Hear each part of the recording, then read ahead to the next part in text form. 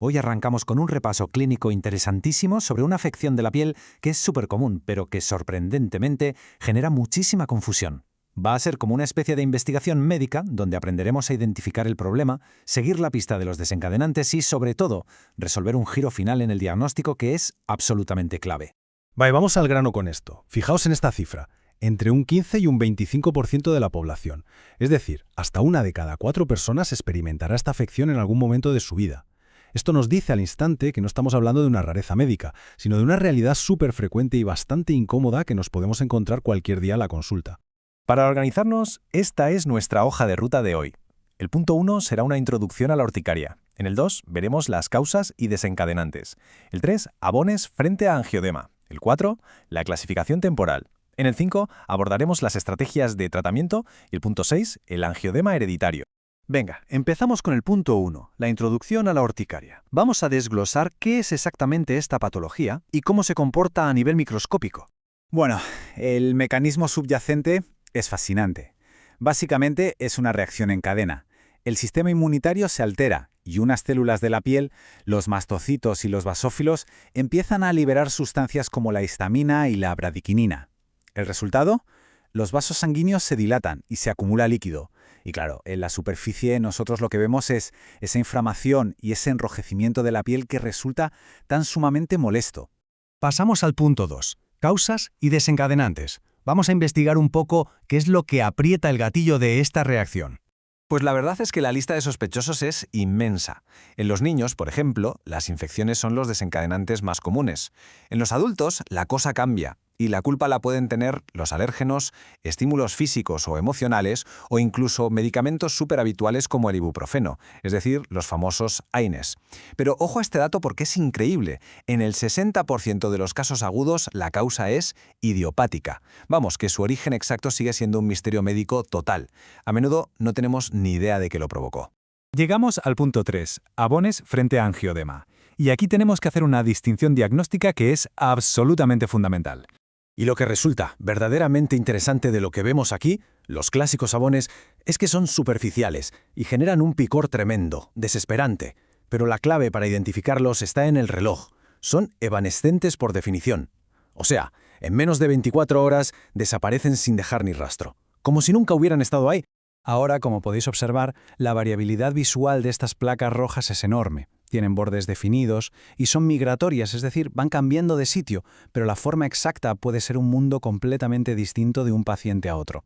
Entonces, hay que trazar una línea clínica muy clara. Por un lado, tenemos los abones, afectan a la parte superficial de la dermis y, como decíamos, pican muchísimo. Pero por el otro lado está el angiodema, y esto ya son palabras mayores. El ataque baja hasta la dermis profunda y el tejido subcutáneo. Los bordes no están bien definidos y en lugar de picor, el paciente siente dolor. Literalmente, el angiodema duele. Punto 4. La clasificación temporal. Vamos a ver por qué todo el diagnóstico depende básicamente de mirar el calendario.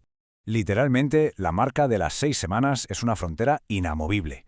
Si los brotes duran menos de ese tiempo, estamos ante una urticaria aguda, un episodio pasajero. Pero en el instante en que el cronómetro supera esas 6 semanas, el diagnóstico cambia automáticamente a urticaria crónica. Y ahí ya entramos en un terreno clínico mucho más complejo y persistente.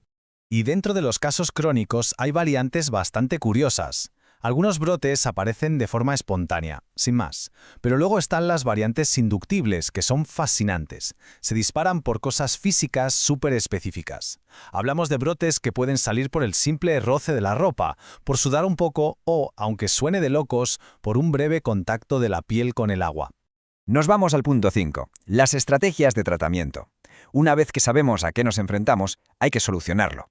Y aquí seguimos una escalera terapéutica de manual. El primer paso siempre son los antihistamínicas orales de nueva generación. Y un detalle curioso, si el paciente no responde, los médicos pueden llegar a cuadruplicar la dosis inicial. Si esto sigue sin funcionar o el cuadro es muy grave, entonces hay que sacar la artillería pesada con tratamientos biológicos como el omalizumab o fármacos más potentes como la ciclosporina. Y por fin, el punto 6, el angiodema hereditario. Este es el gran giro de guión, ese diagnóstico diferencial crítico ante el que nunca, jamás se puede bajar la guardia. Y esto ilustra a la perfección por qué es tan peligroso. En el angiodema hereditario, fijaos bien, no hay rastro de los típicos sabones superficiales que pican. En su lugar, tenemos una hinchazón profundísima y súper localizada, a menudo en los labios, la cara o las manos. El gran peligro es que esta hinchazón tiene la capacidad de obstruir las vías respiratorias en cuestión de minutos. Es una emergencia real. Y entender la biología detrás de esto, literalmente, salva vidas. Veréis, la urticaria clásica funciona con histamina, por lo que responde bien a los antihistamínicos, pero el angiodema hereditario funciona con bradiquinina. ¿Qué significa esto en la práctica? Pues que si tratas a este paciente con adrenalina, corticoides o antihistamínicos, no va a servir absolutamente de nada, cero. La única forma de frenarlo es usando agentes súper específicos como el icatibant o un concentrado de inhibidor de C1. Así que, después de desgranar todo esto, la pregunta cae por su propio peso. ¿Cómo es posible que el sistema inmunológico humano sea tan sofisticado, pero a la vez reaccione de forma tan extrema e impredecible a cosas que casi ni vemos? Es como un rompecabezas gigante. La verdad es que nuestra biología sigue escondiendo unos misterios increíbles. Espero que este repaso os haya dejado con tantas ganas como a mí de seguir descubriendo cómo funciona realmente esa increíble máquina que nos mantiene vivos.